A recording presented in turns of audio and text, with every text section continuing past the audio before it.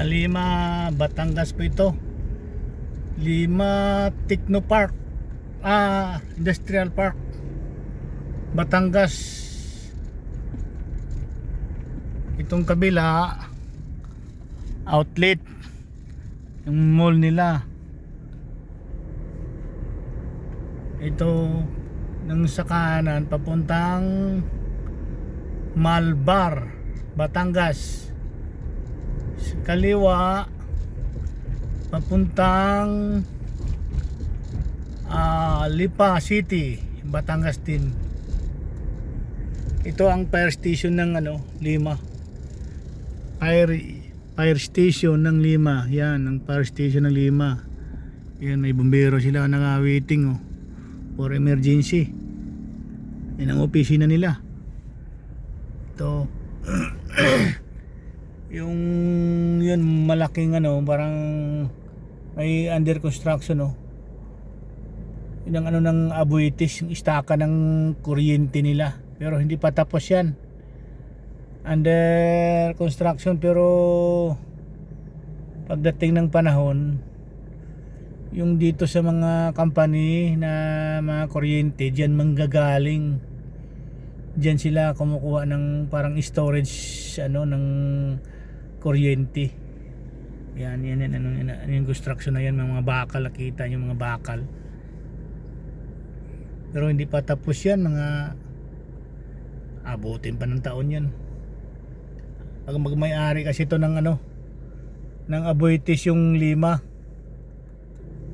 kaya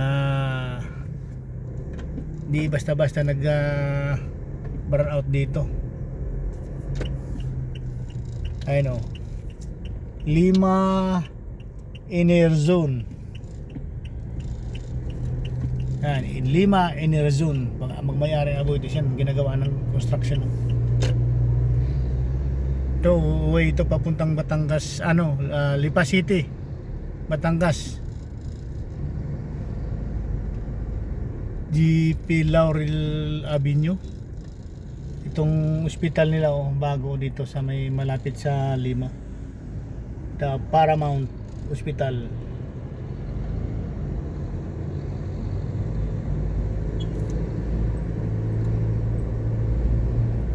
Tapos may bago silang ginagawa itong Lima Estate dito sa kaliwa. Yan Lima Estate.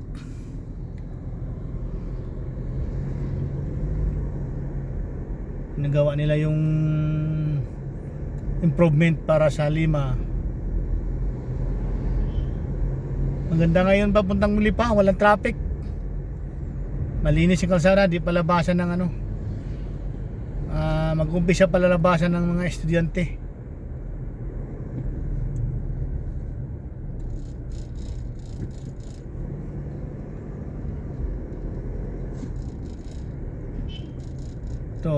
Ito sa eskwelahan to ng elementary, yung nasa kaliwa, yung katabi ng barangay dito may bugtong yan.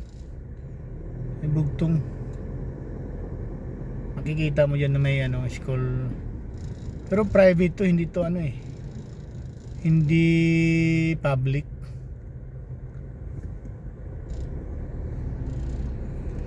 Ayan nakalagay slow down school. School to. Yan, school. Bugtong, ano pala to? Public. Bugtong Pulo.